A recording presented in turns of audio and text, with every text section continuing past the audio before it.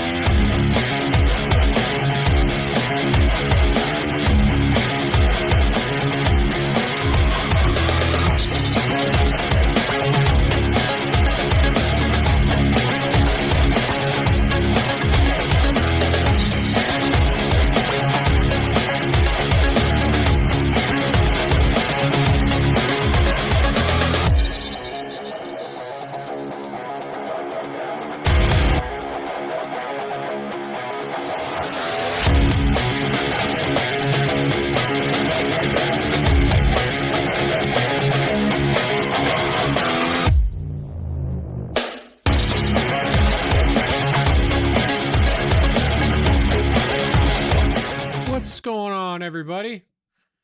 Cam K here on GeForce TV. Back with you guys for another weekend, another week.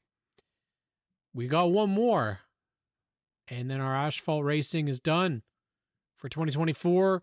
Glad that you're here with me tonight, though. We're going to chat a little bit about this past weekend's Frosttoberfest. Let me know if you've got me with audio, and definitely chime in because I want to hear from you guys tonight. Lots to talk about, and unfortunately, it's not all what we were hoping to be talking about. What was a fantastic two-day event, Frosttoberfest out at Flamborough Speedway. A lot of angry people following the conclusion. Racers, some reports from the track itself indicate that maybe it wasn't the best crowd on Sunday. Repeat of what we've heard before, and it's unfortunate that we're at that spot where you've got a lot of people upset at the end of the year, and that we just don't want to hear that.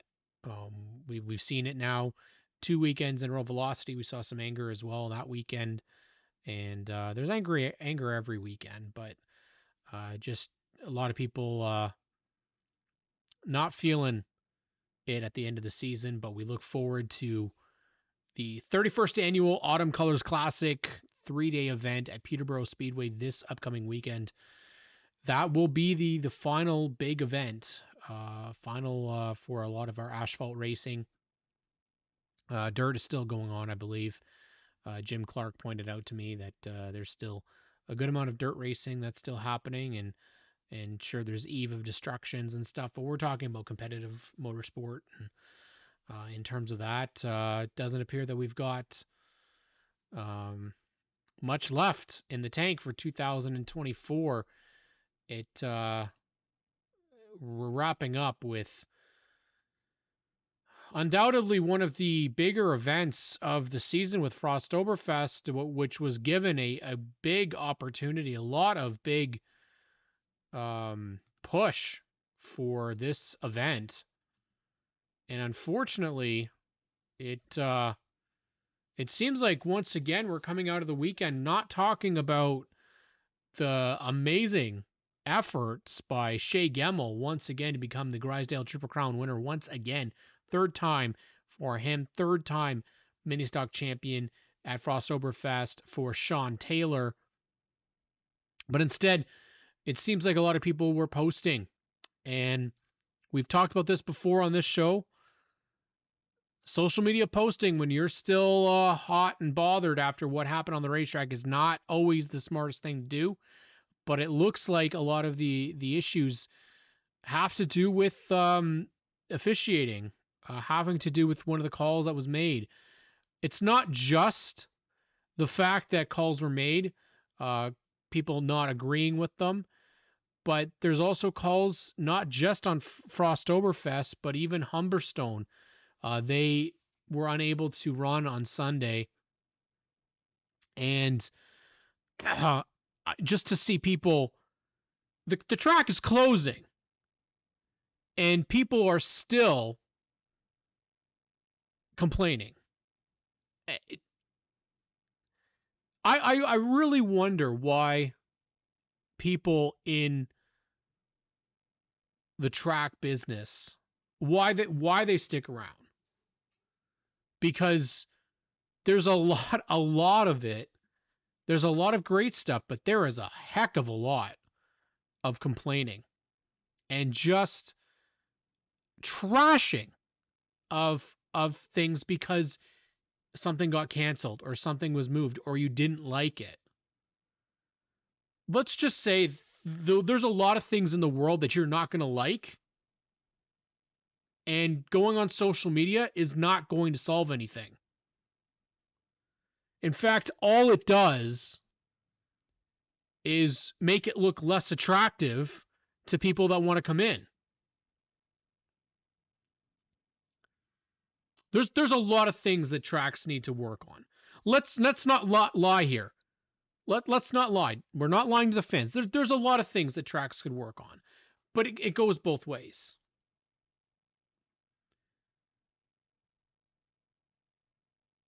The way the world is right now is really a big reason, I think, why we're seeing this type of action. Now, I was not at the track. I don't know if people went and spoke to the officials over the gripes that they had. And were they warranted? Absolutely. Absolutely they were. But I've seen this all season long where people are complaining and listen, they have every right to be upset on a call that was made. I saw it last year. I've seen it this year. Calls that are made from the tower are not always right. But we have to remember one thing. Just because they're in the tower doesn't mean they have the exact same angle that you have on your phone or that somebody has from watching down at ground level. They also have to watch everything and not just one particular driver. So they might not be focusing on what happened. The other side of it is we are not behind the wheel. Racers can deal with it with racers. That's who should be hashing it out. They don't need an army to come fight their battle for them. That doesn't need to happen.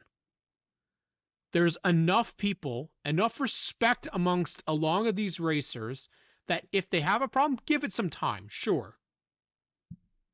But a lot of comments from people trashing racers for how they acted or how this incident happened. When you're not on the racetrack, you do not know how it happened.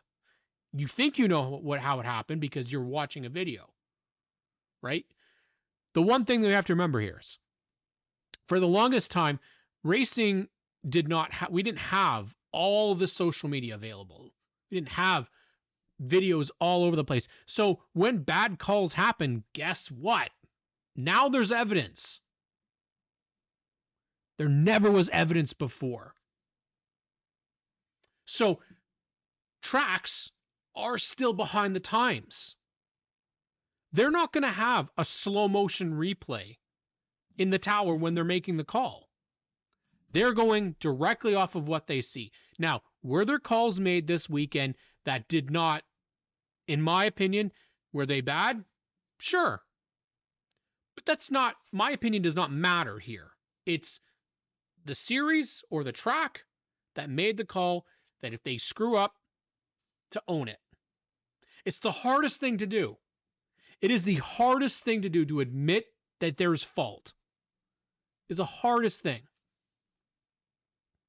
But the one thing that we tend to do is immediately we go straight onto social media and argue or complain.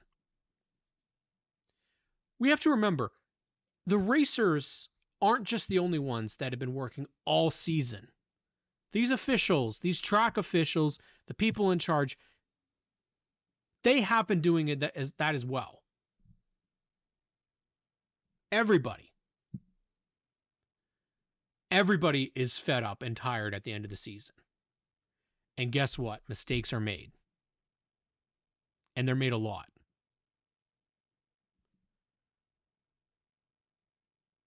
Do I think that it's an easy situation to navigate? It's not. But to see drivers trying to fight officials, to see drivers throwing shit at each other, to see drivers upset, I am completely okay with the fact that you're allowed to show emotion here. But what I ask for is that we remember that there's an audience there. There's an audience still watching, full of little kids, full of potential partnerships. And if you want somebody, if you want to be attractive to something, you can't be going off all emotional and trying to fight people. Especially, and the thing that got me the most was that we're seeing young racers doing this now. We're getting young racers that are getting pissed off at a situation and then doing outrageous stuff that they should not be doing. Again, emotion is one thing, but hands on officials never happens. That's never okay. Throwing shit at at cars, especially from veterans. I understand it. I totally get it. If I was this past weekend, if I was J.R. Fitzpatrick, I would be fighting somebody. Legitimately. He's a driver that we know doesn't have as much as he used to have. If you go, and I implore you to watch the Gary Clute podcast where J.R. Fitzpatrick, he sits down with Gary Clute and he talks about what it's been like. What it's been like since he's realized he doesn't have what he had when he was in NASCAR. And he's had to limit where he puts his effort.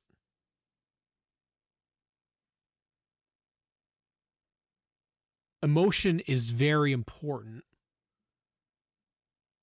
in motorsports because it's passion. It's what we all have.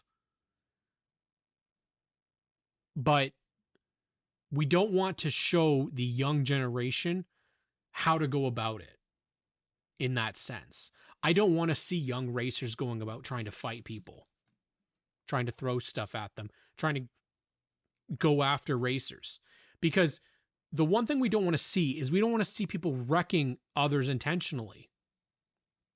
And Derek Lynch made a post yesterday, and Derek Lynch has been around a long time. And he pointed out the truth. There's no respect where there should be. Racers spend so much time and effort, especially here. Now, we could say the US as well, absolutely. But it's especially here because they do not have the resources. They don't have the money. They don't have the interest in motorsports here that they have in the US. It's a fact. They don't have that. So why we're going out and wrecking race cars, whether it's intentional or not, if you don't have a handle on your car and you're going to start up front, you can elect to start. I remember Megan Mitchell mentioned this in one of the chats before. If you're not sure about starting near the front, then don't. You can elect to start at the back. We don't need to see wrecks in turn one on lap one from veteran racers, from young racers.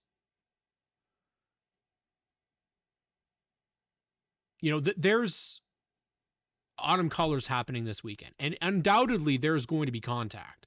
There always is. But let's show them how to race clean. We've had it a couple of times this year where a driver, somebody who I have seen on social media talking crap about family for how their son reacted, who, to my knowledge, has never raced before and constantly is a big talker on social media, threatening people. And then he's telling us how this other racer is. It's infuriating because when you start to know some of these racers, you know their personalities, you know that they wouldn't go out and intentionally wreck somebody, especially when they're the type of racer that goes out and has to work on their own stuff. They have to do all of that work. Why the heck would they do that? Now, miscommunications, missed calls, they happen. Spotter making a mistake, that happens. Now, whether or not the wreck, multiple wrecks this weekend were a part of that. But see, so Sean mentions here dumping a guy. We don't know.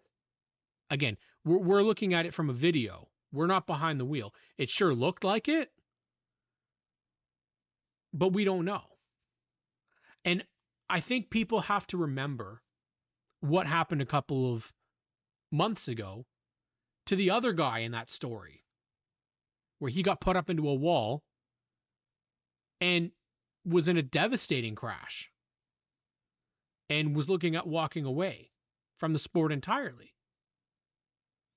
And people are quick to forget because they have their favorites. And I completely understand that. But we have to remember that there's still families that are on social media here that are seeing all these people trash their family member.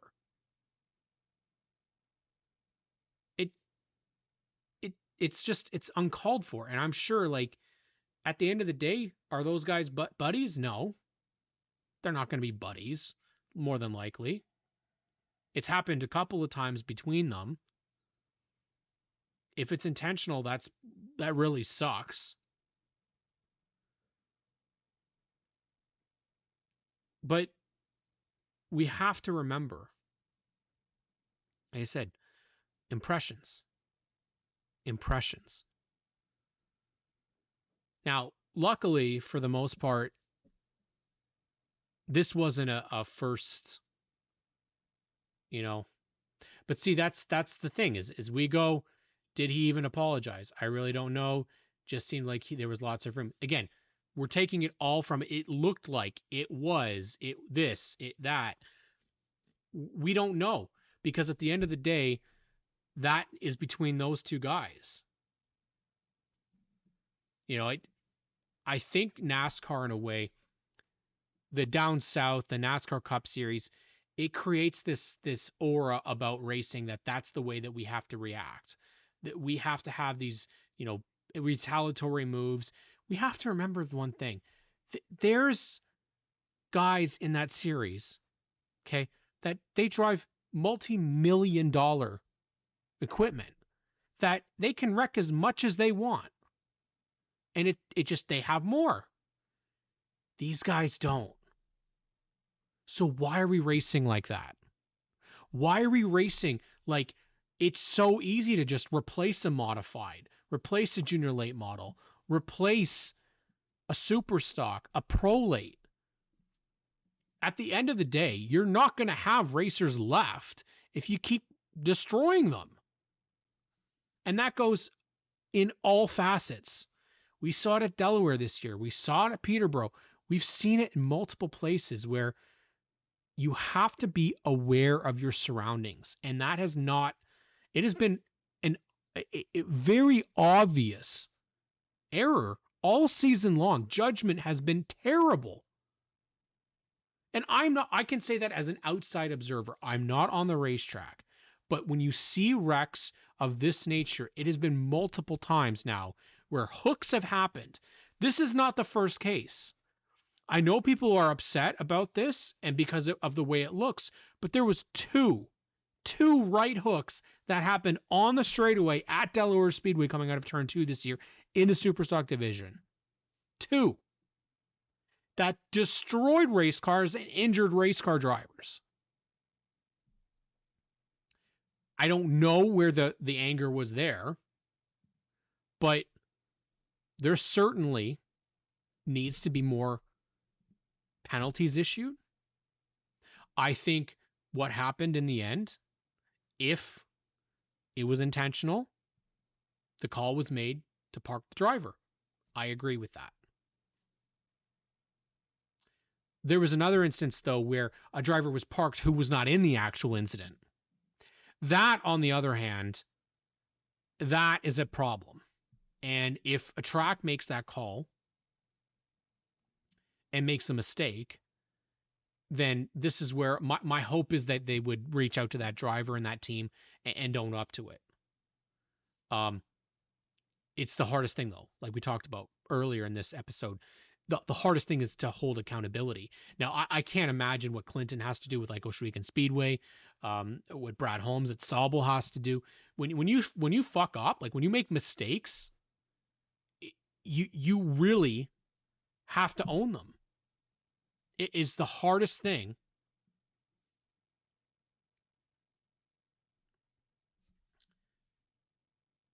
It is the hardest thing.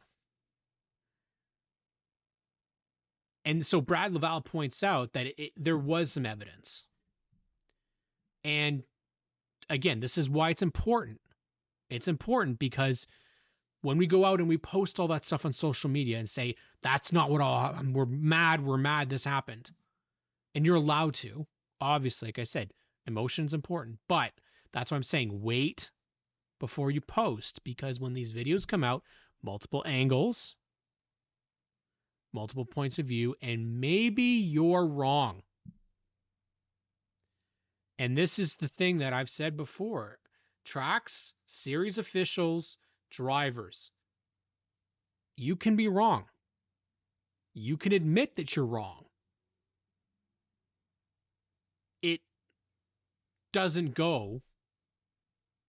hurt to show, hey, I'm human. I made a mistake here. Now, there are folks who aren't going to agree with that. But we have to look at this as not the whole world isn't out to get us. And I think we see that a lot. I love all these drivers that were involved. And I know I've gotten to know some of them. It is, and it's a perspective that I don't think a lot of fans understand. And I can speak to that as being a fan prior to being in media. You don't know a driver if you only know their on-track persona. And I want that to be repeated to people. You don't know the driver if you know their on-track persona. So a perfect example is take Kevin Lacroix in the NASCAR Canada Series. So many people believe that he is such an a-hole because of how he drives. Sure, he's aggressive. If you've ever talked to that man, he is one of the most humble, down-to-earth, funniest, one of the driest humor drivers I've ever met. Hilarious. Absolutely hilarious. Such a good dude. And you know what? There's racers like that, like J.R. Fitzpatrick, who, when he was in NASCAR, I couldn't stand J.R. Fitzpatrick. And then I met him, and I talked with him. Wow. What a great guy. But you get to learn. If you only judge a racer by what you see on the racetrack, you're wrong. Because you're only seeing one side of it. Think about that other side. There will always be the Dale Earnhardts of the world that you don't want to be near them on the racetrack. But then off the track, they're amazing. Calvin Reeser points out something that I think is very important. He says, social media gave people a platform to speak their opinion and think there is no repercussions.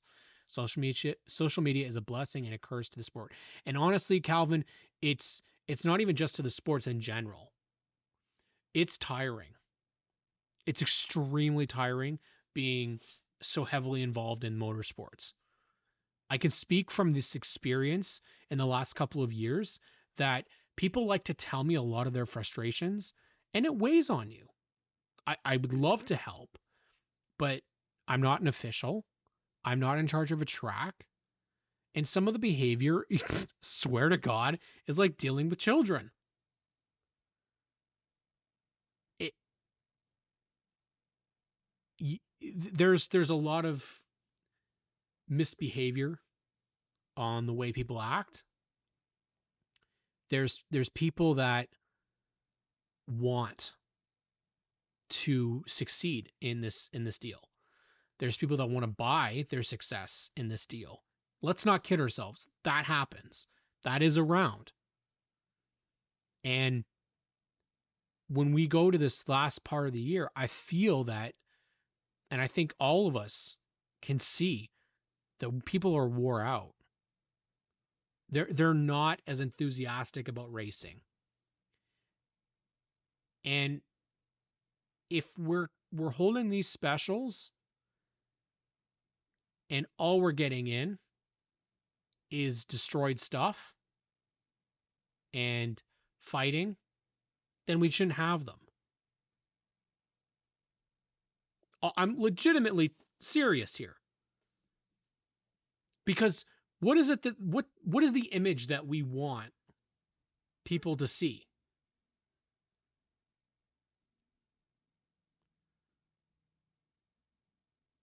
Jumping in late here, but as soon as an official is involved, you're talking suspension. At minimum, I won't have my people abused verbally, physically, emotionally, no tolerance. Brad, I agree with you. I legitimately want to see suspensions. There's some calls that were not made, I don't believe. If you do anything of the sort to put your hands on an official, on a media member, photographer, a volunteer, EMS, no chance. Not a chance.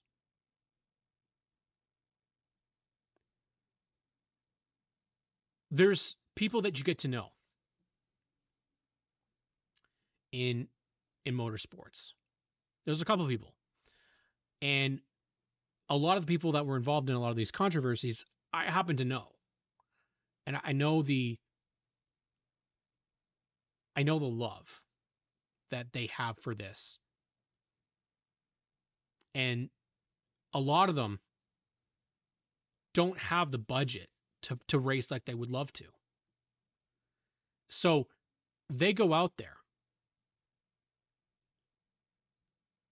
and give it their all. Just like the tracks do. I know it's hard to think that sometimes. But you can't tell me that the effort that Justin Collison put in these last couple of weeks, you can't tell me that wasn't a guy giving it his all. I don't know Justin that well. I've known him for a little bit. What he did for that class was remarkable and should be commended. Oh, there you go. Justin Collison was a hero for the Superstocks to rally the troops and put on one heck of a Superstock show. Absolutely. I absolutely. I was so happy to see his efforts pay off. Now, I think they could have gotten even more, honestly. Like there were a couple of names that I would have expected we would have seen, but they didn't come through, which that happens. I want to go through because there's a couple of more comments here. And again, voice of reason. Mike Schmidt, who people, again, give this man respect, give him some love because what he has done for this event. Let's remember, folks, that we had 11 classes, 240 cars over 2 days, and 99% went right. It sucks it can't be 100%, but that's not reality, but we always try. Right there. Right there. People are so quick to talk about all the negative. Oh, this was terrible. Oh, this was this. You had 51. 51 to 53. Rich would probably confirm closer. Pure stocks that showed up. Two LCQs.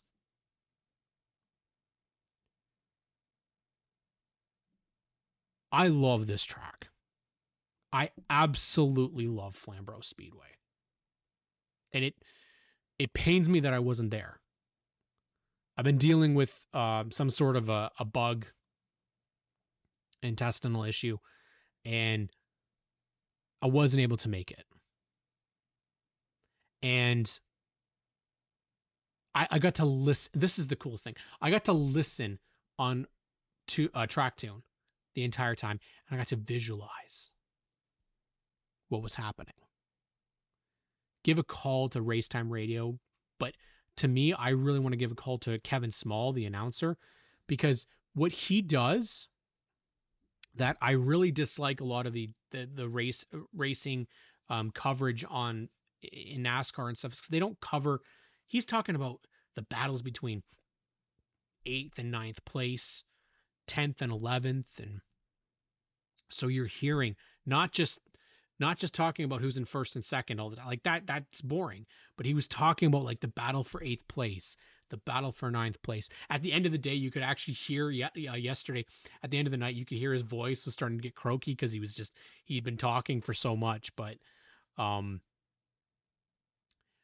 Rich Schwarzenberg, you had 50 plus pure stocks in the pits, and I don't think any went away junked. Nope.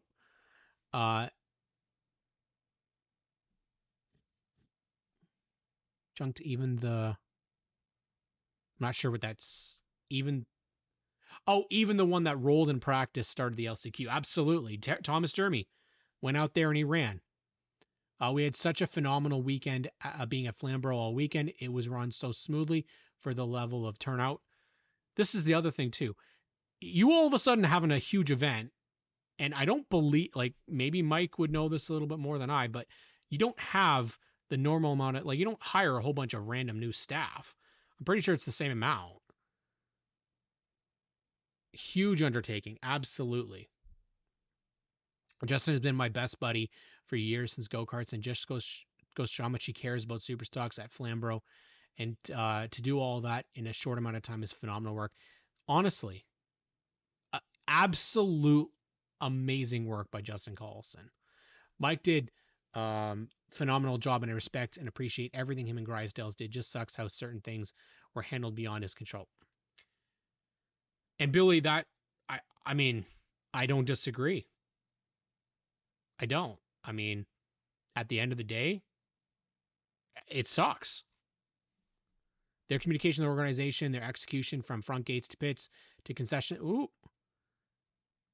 was freaking amazing. 51 to 54. Not sure the actual final number is, and for 42 laps, throw a blanket over Thorne, Houghton, Lawrence, Slama, and Jordan. Yes. That's half the battle, getting people to focus on how truly good these shows go instead of hanging on to the minor parts, which this is, Brad, this is social media, right? It's what people do. They like to just go and talk about how bad everything is instead of, hey, how many races did they fit in? They took, what, 2 10-minute breaks? And that's it? Instead of hanging on to the minor parts that aren't 100%, I didn't get to be there. Oops. I didn't get to be there, but I've heard nothing but good things and great experiences. Where we were at the back pick, there was nowhere to move. Normally we have all the space in the world. That's how packed it was. The mini stocks battle. This is what I loved too. Mini stock battle between Sean Taylor and Doug Butler. And yes, 3 igloos in a row for Sean Taylor. I thought Doug got him because our like race monitor, I guess Sean's transponder died right near the end of the race, and I was actually out at the time, so I didn't have the track tune going, and all of a sudden it showed Doug Butler in the lead. And I was like, oh my god, finally! But it didn't happen. Megan Mitchell, honestly, hats off to Mike and Caselli and everybody involved. It was a very well run. I agree. It's hard with that many cars, but even lining them up seemed calm. I'm thankful we got to be a part of it, and thankful to every driver who showed up. The turnout made me smile. Nissan Power, baby, that's right. I was confused at some of the drivers. Where is Victory Lane? Yeah, I think that's going to change. Like Sean, I would expect that they're going to maybe make that change maybe in the off season. That they would get away from remove the quick signage from Victory Lane and maybe make it a little more clear as to where they're going to have Victory Lane. Because I believe that was and some of the racers that are there can definitely chime in. I believe that call was made earlier in the year that they were going to do Victory Lane on the front stretch. I don't know if it's much easier to see. I haven't been down there, but for me, what I really like about these specials is that you do get to see a lot of racers from all over. I believe we did get we got drivers from Peterborough, from Full Throttle, from Sauble. Did we get any from Sauble? Now I don't know if we got any from Sauble.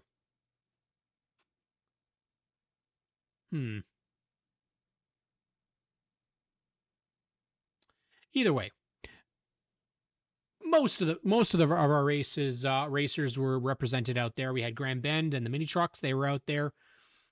Sunset was out there. We had a couple of guys out there, and now we move on really to the Autumn Colors Classic, and it is promising to be another stacked field. I mean, I was asking for information today. I got a couple of people, like there's a couple of groups that are posting lists, and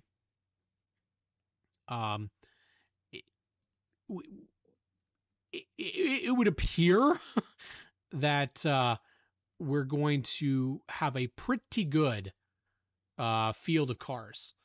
By all accounts right now, like we're looking, I don't really see a weak spot in the card.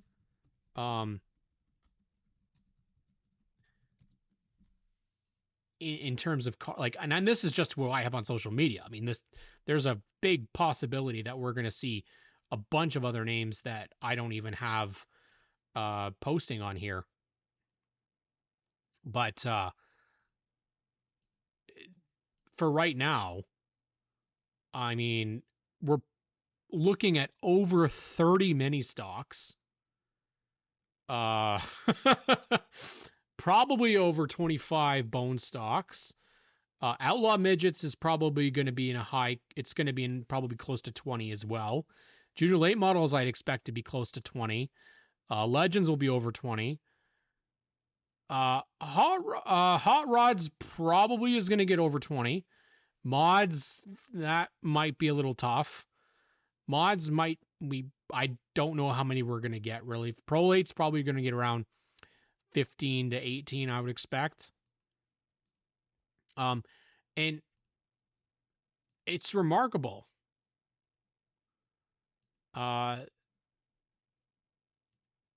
Really great. Chris, you don't have did you sell the car, Chris?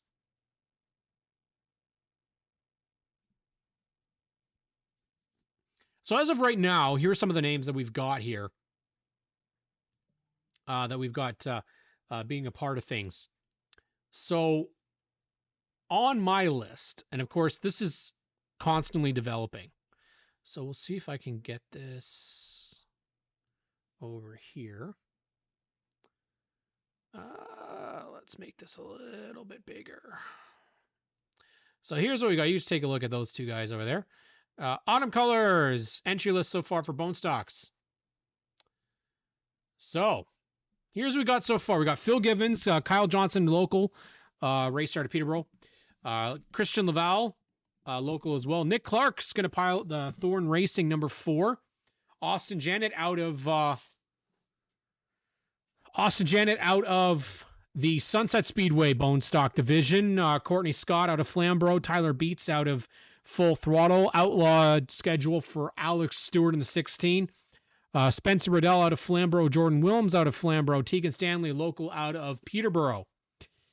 Cam Thompson, local Flamborough. He's out of Flamborough. He's going to run the 24. Brady Cox, been on a outlaw schedule this season. Zach Chang, local from Peterborough Speedway. Leo La Barbera out of Flamborough. Calvin Reeser out of the Sunset Speedway. Chad Massioli, possibly, if he gets his car ready, will be back. He's a local out of Peterborough Speedway. Lisa Barton from Flamborough. Victoria McLennan, local racer from Peterborough. And Craig Cole, the number 92 from Flamborough. Big contingency from Flamborough showing up. So far for Super Stocks, we've got Paul Bounty from Peterborough, Kyle Gordon from Peterborough, Jacob Booth out of Sunset, Paul Pepper out of Sunset, Daniel Hahn from Sunset, Cole Burrows from Sunset, and Outlaw Sean Chenoweth. This is the guy that you're going to have to watch, is Sean Chenoweth. I think this guy has had probably the best. She's just coming to watch. Okay, so I'm guessing Rutherford maybe is Nicole. Lisa Barton, is she going to run that 85, or is it not going to run at all? Sean Chenoweth. I do think, though, that's the guy you're going to have to watch. He has been on fire. He's won so many races in the second half of this season. And, of course, he comes out there and takes the big money. Hopefully he'll get out there and do it again, because that car is something special. I'm surprised, actually, Calvin, that Austin is the only one that's not running. Okay, so we'll cross Lisa Barton off there. I did see Rodney Rutherford mention that he was coming. I don't know if he's running, though. I'm a little surprised, because Chris Allard did say that he really wanted to do autumn colors, but I'm wondering if they maybe sold that car and he doesn't have the actual ride anymore. So somebody, if you got a car, let Chris Allard be a part of it, because he's definitely wants to be a part of that show. Hot rods so far. How about Dan Archibald out of Sunset Speedway? Corey Halbert, yes, that is dirt racer Corey Halbert from Brighton Speedway. He is going to make his asphalt debut in the 09 for Dan Price. Tyler Hahn battling for the Oscar Hot Rod Championship, and then Nick Clark will be in with his hot rod, running the number 4 for Steve McCaw. Ryan Cowan in that number 13 Pontiac Bonneville, and Brian Wilson Jr. out of Full Throttle Motor Speedway. Amanda Balson, the 2024 Sunset Speedway Hot Rod Champion, and Haley McNichol in the Sweet Pea number 17 truck. Second place in the point standings, Thomas Wunsch. He's coming back out and he's going to run, trying to get as many points as he can for the Oscar Hot Rods Championship this year. Connor Ellis in the 48. He'll also look up to finish strong in the 48 CTE car. Nathan Detweiler is coming over from Full Throttle in the Studebaker number 70. Corey McAllister in the Raptor Filters 71. Kenny McNichol in the 77 hot rod. And surprisingly, Sean Chenoweth also has a hot rod apparently that he's running in the number 89C. So it'll be interesting to see what Sean Chenoweth has. He says he might be taking the Pro Late out as well. Let's take a look at modifieds. I only have Wally Wilson right now. Unfortunately, I do not know of anybody else that potentially is running. I would expect you'll see TJ Edwards, AJ Ems, Chris Milwane. They're typically out there. Maybe Jade Franklin in the number 2. Hopefully, at least, we'll get to see him out there. We'll have the OMRS running the night before as well, so potentially they'll still have some of those racers out there. So a Pro Late model so far, this is what we've got. We do have Kelly Balson in the B10, Norm Stoddard. Now, if they can get the damage fixed from this past weekend, Ryan Kimball, the 2024 Peterborough late model champion, he'll be there. Dustin Momberquette in the number 16. I did just get an update as well. 23 Paul Maltese out of Sunset will be taking his pro late model out for ACC. Gary Elliott out from Nova Scotia is here with the Quaker State 36. Billy Zardo, I believe it's still Billy behind the wheel in the 46. Dan McHattie in the 71, and Sean Chenoweth potentially will have the car out there. Now, of course, your intermission, of course, is going to be Phil Givens and Calvin Reeser with their stroller races, as Nicole Givens mentions. Two proud papas that are going to be running around, but they got to do a full lap around the track is what I heard, Nicole. It's not just on the front stretch. They've got to go the whole track on the high side. So they got to zip up those babies real good. Phil has to add 50 pounds. All right, this might be the biggest field that we've got right now is the mini stocks. In the mini stock field, Michael Kenny, who's been running a bit of an outlaw schedule so far. Daytona Bob Finnemore, Johnny Peredzinski in the 4, Peter Wakeling out of Sunset, Peredzinski out of Sunset, Finnemore out of Sunset. Peter Wakeling, like I mentioned, I think he wasn't there last year, so this might be a first for him. Brad Laval will run the mini stock, I believe, for John Laval. He's local out of Peterborough. Matt Young from Flamborough. Madison Tynecamp makes her debut from Sunset Speedway. Will Gibbons, bit of a outlaw schedule for him. Mike Thompson from Flamborough. Peyton Lewis and Dave Dipple from Full Throttle. Ryan Edwards Kiss, bit of a outlaw schedule for him. Jake Sutcliffe, the 2024 Sunset Speedway mini stock champion. Nolan Gould in the 28. Yes, he's coming out to try and win this one. Last year's champion in the mini stock division at Peterborough Speedway. Dave Bragg, Scott McGregor, Mike Nelson's going to come and make a start here for the Autumn Colors Classic. Wyatt Sutcliffe in the 72, and Sean Taylor coming off of his three-peat for Igloo Supremacy at Flamborough. Coleridge Finnemore is always really good here at Peterborough Speedway. He's out of Sunset Speedway. And we got Bob Stewart in the number 83, Rob Crick from Peterborough. Ryder White, potentially. This car needs to be repaired, so he's out of Sunset. The 2024 mini stock champion out of Peterborough. Chris Tubman, Tiffany Vanderbilt in the 88. Dave Butcher, Charlie Smith, and Curtis Burnett, I think, just picked up that 98 mini stock. Still probably some names to come. I think we can expect to see Tyler McMurder, your local, out of the Peterborough Speedway. I would expect to see that 46 out there. He's always a big participant for their events. Just trying to see here. Okay, we haven't gotten to those names yet. All right. Ontario Legends. This is who we've got so far. Andrew McFadden, Todd Tolton, Robbie Sykes, Cole McFadden, Josh Hostel, Austin Arnell, Jade Franklin, Matt Boys, Matt Thompson, Jordan Latimer, and Dawson Jeremy. Jeremy, of course, severely damaged race car after Flamborough.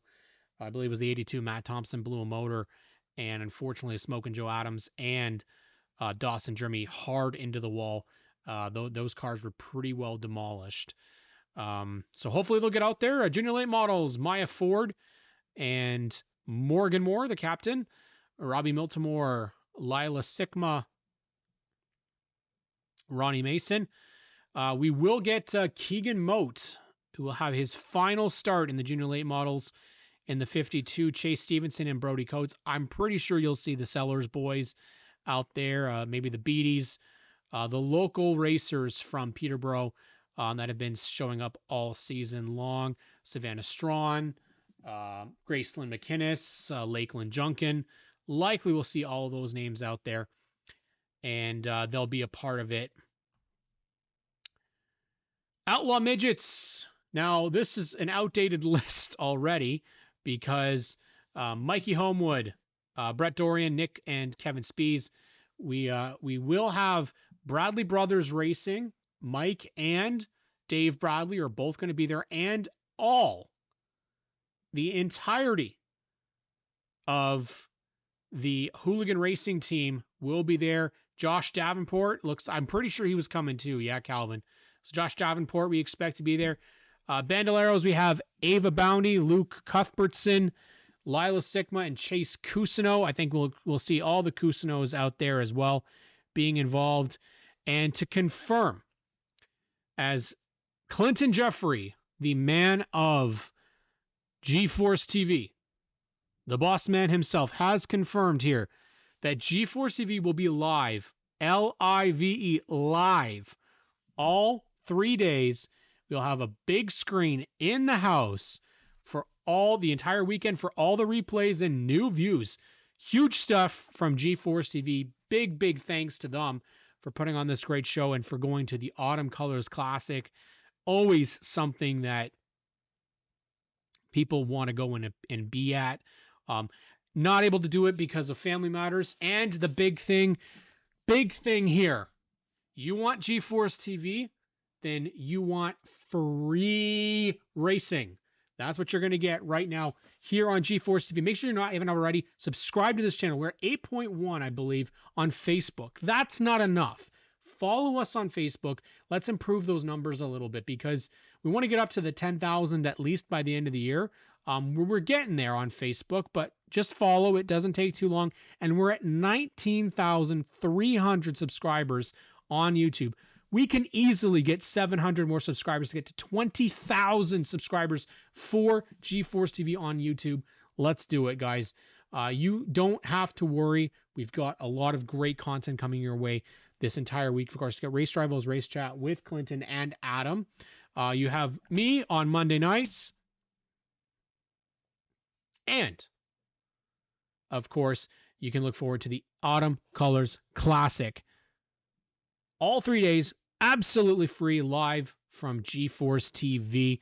Thanks to JP Josiassi, Dave Sigma, Peyton Milburn, the entire team there. We'll probably get to hear some of those names like Charlie Toner, Brendan Doherty, Ben Hodgson, be out there on the mic, Adam Ross, Clinton Jeffrey in the pits with Jack. Likely you're going to have a good crew of people out there. And like I said, the fields are growing, guys. I mean, this might be one of the biggest fields, at least compared to last year. Last year, the weather was poo-poo. So let's have a better weekend. Let's definitely put this together and have ourselves a lot of fun. I'm just going to go through and see if we've got some additional names that have been added. Unfortunately, sometimes when you put updates on Facebook, it doesn't always show up. So for whatever reason, the names that I had added did not all show up. So okay, for the Harrison team, that's Rob Harrison, Kayla Semple,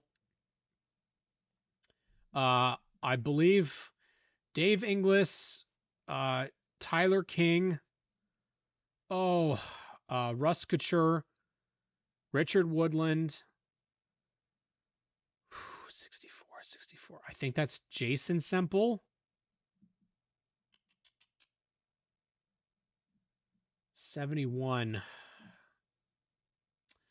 I'm not going to be able to remember everybody, unfortunately, but that's who I've got for the Hooligan team. So I think we're going to be looking around probably 19, potentially Outlaw Midgets.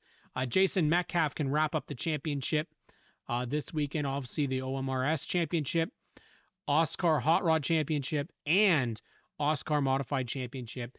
You've got Tyler Hahn in the points lead for the Hot Rods, TJ Edwards in the Modifieds. In OMRS, I believe it's John Baker Jr. still. I could be wrong. I don't really know that much about that, but I will say that Jason Metcalf has been the standout in the Outlaw Midgets this year, and hopefully he can wrap up a championship. And if you guys this is what I'm really excited. I'm loving the fact that Jason Metcalf, if he wins this championship, he's going to get an interview with Clinton Jeffrey or Ben Hodgson. And if you guys want to hear somebody excited, Jason Metcalf is going to be the name that you need to listen to, because man, this guy is going to be losing his mind. Every time he gets a victory, every time he has a great run, the guy is so much. He's full of energy, so excited. And we got Colton Everingham in the chat says that he is going to be there this weekend, so we'll add him to the Superstock count. Guys, we are ready to go here for the final big weekend of the season, live 3 days here on GeForce TV. I'm hoping we can get out there for Sunday. Originally, I was going to try and be there all 3 days. It's not going to happen this year with my health issues and then trying to get some family time in there as well. But we're going to try for Sunday, which is my that's feature day, and I'm excited. I'm really, really looking forward to this. I love Peterborough Speedway. This is the track that I first saw the Ontario Sportsman Series at. Second place I ever saw Cascar at. Second only race that I've ever seen was at this track. And, I've gotten to call. First time I ever called races was at this racetrack. Called twice now. Thanks to the amazing team there. Brandon Feeney, Brad Laval, Peyton Milburn, Dave Sikma, JP. These guys, got to be out there. Unfortunately, the week I was there this week, Ben wasn't there. And I tell you guys, I've said it time and time again, I think Ben Hodgson, future of announcing in the province. At 16 years old, that kid's got so much talent. He is going to be the future announcer. And you got some great announcers out there, and Brendan Doherty. You guys know that guy is he's so good. I can't wait. Sean, make a trip, buddy. It's in Cavan, Ontario. It's Peterborough, just outside. I don't know how people tell me how long outside of Toronto it is, but guys, we got this ONTrack Weekly deal. It's going to happen all off season long. We are talking motorsports in Ontario all off season. Hopefully have some driver interviews for you guys. Also, of course, Stickers and Scuffs podcast. Catch us all week. We got Matt Robley from Delaware. He's going to be on the show this week with myself and Graydon Bunn. SNS Live starting back up November 1st. So we'll have 2 podcasts a week. And then, of course, you got ONTrack Weekly that happens on Mondays. So, yes, back to doing 3 podcasts a week for myself. So, lots of fun. Really excited to get going here on the off season. Racing's fun. Getting to talk about racing is fun, and continuing to build our audience here on GeForce TV. But make sure you guys do is subscribe and follow our Facebook page. You'll get notified if you want. You can turn on the bell and you get notified anytime that we go live. And that's the same for YouTube. So anytime a live broadcast happens, you will get notified. And why is that awesome? Because anytime you get free racing and you're notified of it, you get to watch it. Great stuff. Hi, Matt Bray. I think, Sean, you're going to have to take the Chevelle. Yes. I think you're going to have to. What year is it, Sean? My dad's always been a huge, he's a 70 Chevelle guy. He used to own when it was his favorite car that he still regrets selling, lime green 70, 1970 Chevelle. 69. Not bad. If you haven't already, give us a thumbs up, guys. It really helps us with this program. Helps us with the algorithm. Gets us a little bit more attention. We want to build GeForce TV as to big as possibly you can get. And you know what? You guys have been a great audience this night. We built up, we got a solid count here tuning in. And you know what?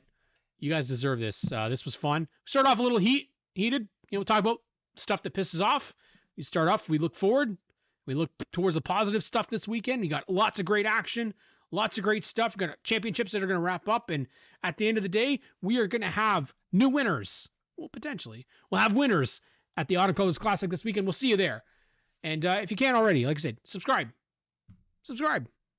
Have yourselves a great night, everybody. Cam K signing off here from ONTrack Weekly. We'll catch you all next week. Thank you to Lila Sigma for my intro this week. Definitely will love to have you guys out at the track on Sunday. We'll try and get some new intros done as well.